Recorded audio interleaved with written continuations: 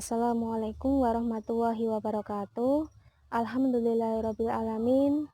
Di pagi hari ini kita bisa berkumpul dan diberi kesempatan untuk mengikuti kuliah online manajemen operasional. Kami dari kelompok 6 dengan anggota saya Alma Yusilia Ulfa dan Aulia Alfani akan mempresentasikan bab manajemen kapasitas dan kendala.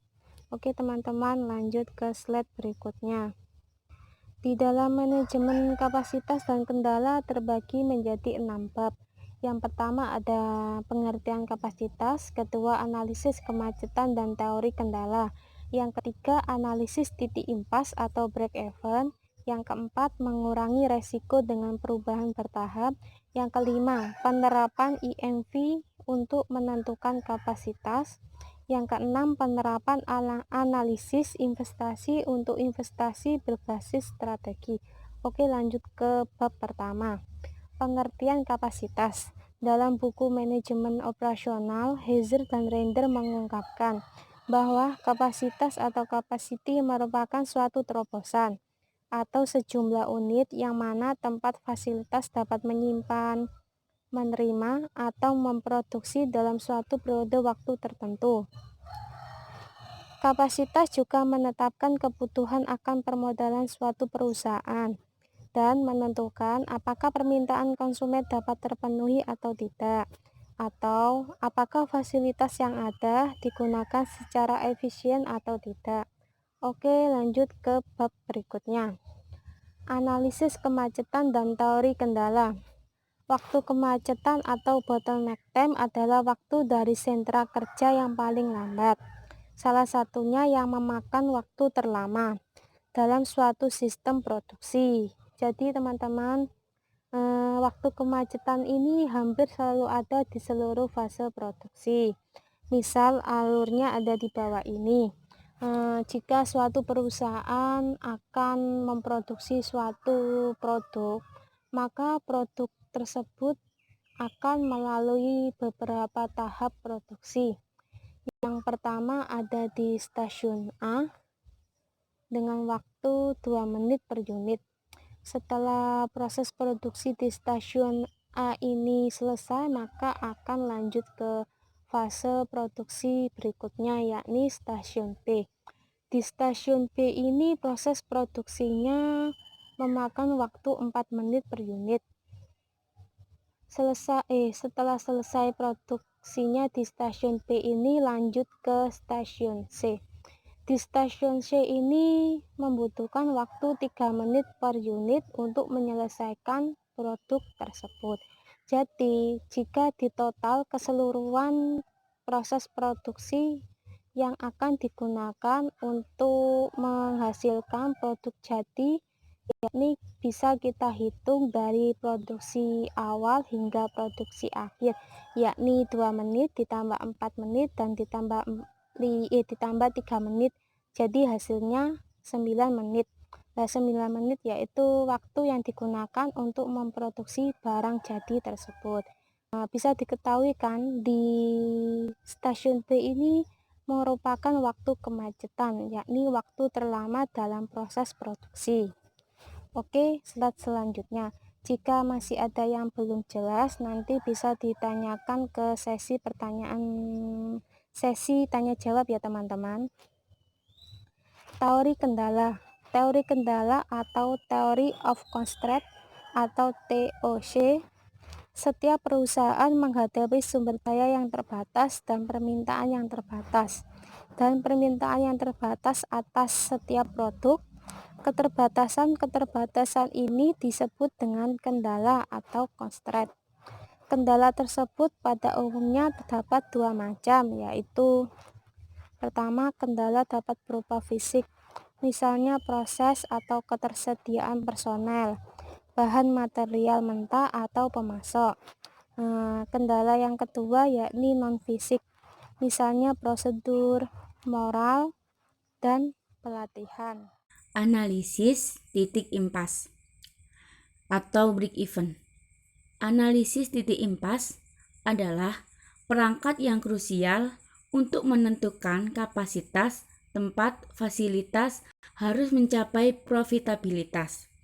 Nah, profitabilitas itu adalah kemampuan suatu perusahaan dalam menghasilkan laba selama periode tertentu pada tingkat penjualan, aset, dan modal saham. Tujuan dari analisis titik impas ini yaitu untuk menemukan suatu titik dalam uang dan unit yang mana biaya setara dengan pendapatan. Cara menghitung titik impas yaitu ada dua macam. Yang pertama yaitu kasus produk tunggal dan yang kedua kasus multi produk. Ya, yang seperti teman-teman bisa lihat di slide ini yaitu terdapat rumus yang kasus produk tunggal. Rumus untuk titik impas dalam unit dan uang untuk satu produk tunggal diperlihatkan di bawah ini, di mana BEPX yaitu titik impas dalam unit, BEPS ini yaitu titik impas dalam uang dolar, X jumlah unit yang diproduksi, P harga per unit, TR yaitu total pendapatan, F biaya tetap, V biaya variabel per unit, TC total biaya, F plus V, VX. Titik impas terjadi ketika total pendapatan sama dengan total biaya. Oleh karena itu, TR sama dengan TC atau PX sama dengan F tambah VX. Lanjut, yang kedua yaitu kasus multi produk. Sebagian besar perusahaan dan pabrikan ke restoran memiliki varietas penawaran. Masing-masing penawaran memiliki harga jual dan biaya variabel yang berbeda-beda. Seperti yang di bawah ini terdapat rumus yaitu titik impas dalam dolar, di mana V yaitu biaya variabel per unit, P harga per unit, F biaya tetap, W persentase masing-masing produk terhadap total penjualan dalam dolar, dan I masing-masing produk. Rumusnya bisa teman-teman lihat di slide ya, yang F ada sigmanya itu. Kurangi resiko dengan perubahan bertahap. Ketika permintaan atas barang dan jasa dapat diperkirakan dengan derajat presisi yang masuk akal, maka menentukan titik impas dan keperluan kapasitas dapat disederhanakan.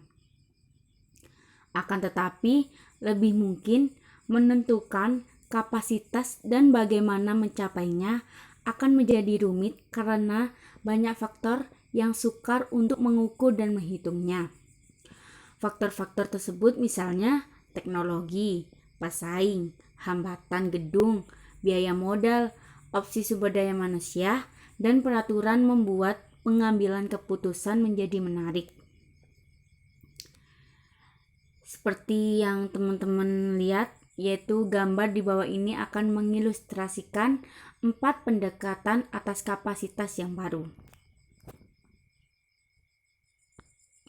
Ini saya zoom ya biar lebih kelihatan contohnya.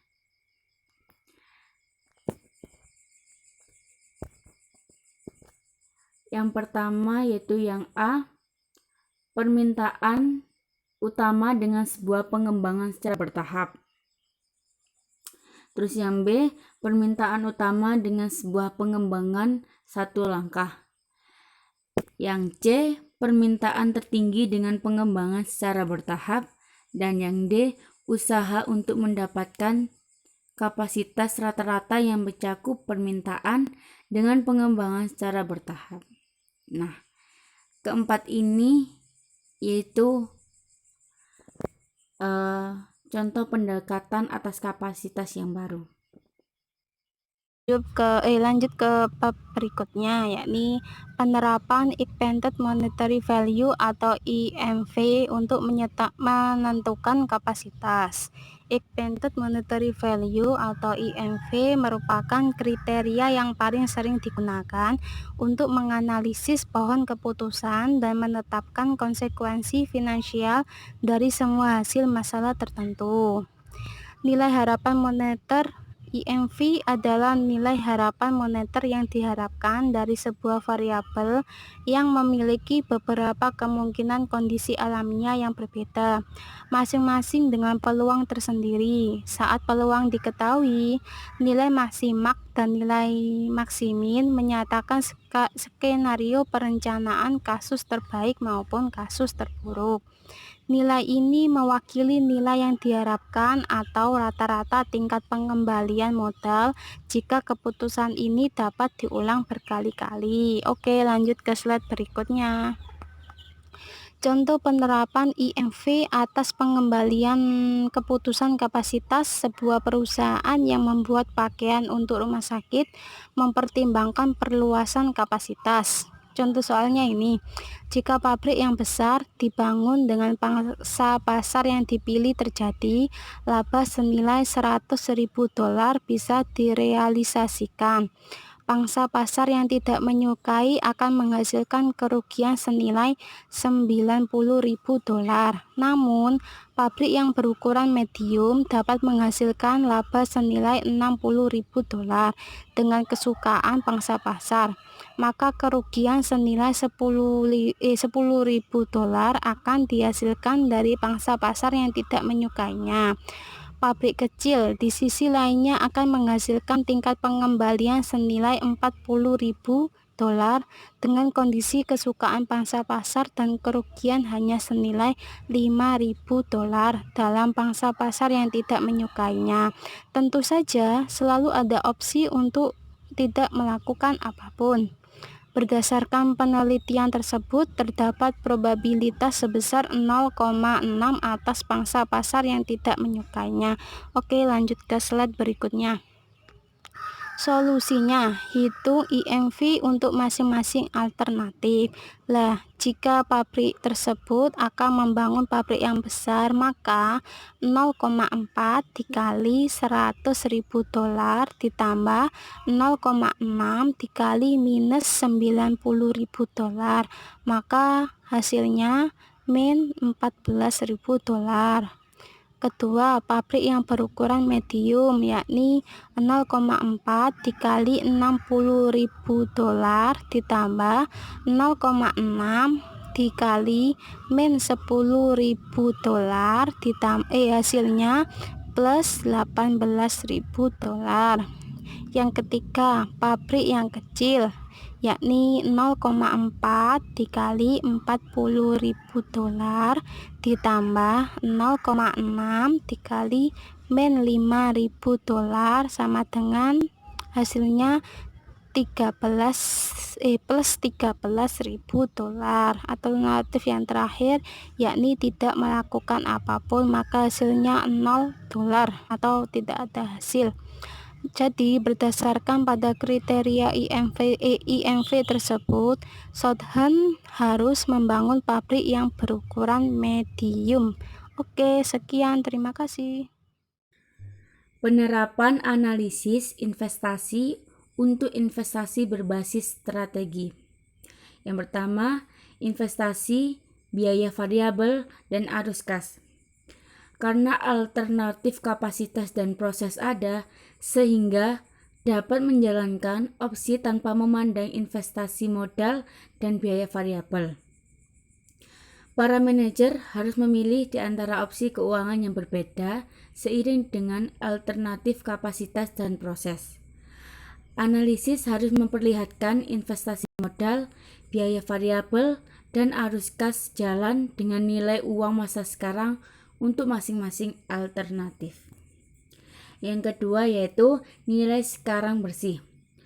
Menentukan diskonto nilai atas rangkaian penerimaan uang pada masa mendatang dikenal sebagai teknik nilai bersih sekarang. Seperti rumus di bawah ini. F sama dengan P buka kurung 1 ditambah I tutup kurung N, di mana F yaitu nilai masa yang akan datang, P nilai masa sekarang, I tingkat bunga, dan N jumlah tahun. Selanjutnya, keterbatasan pendekatan nilai sekarang bersih meliputi yang pertama yaitu investasi dengan nilai sekarang bersih yang sama akan memiliki perbedaan yang signifikan antara nilai hidup yang diproyeksikan dengan nilai sisa yang berbeda. Yang kedua, investasi dengan nilai sekarang bersih yang sama memiliki arus kas yang berbeda. Arus kas yang berbeda akan membuat perbedaan di dalam kemampuan perusahaan untuk membayar tagihannya. Dan yang ketiga, asumsi bahwa kita mengetahui tingkat bunga masa mendatang di mana kita tidak dapat melakukannya. Dan yang keempat, pembayaran selalu dilakukan pada akhir periode, minggu atau tahun, yang mana tidak selalu sama seperti dalam kasus.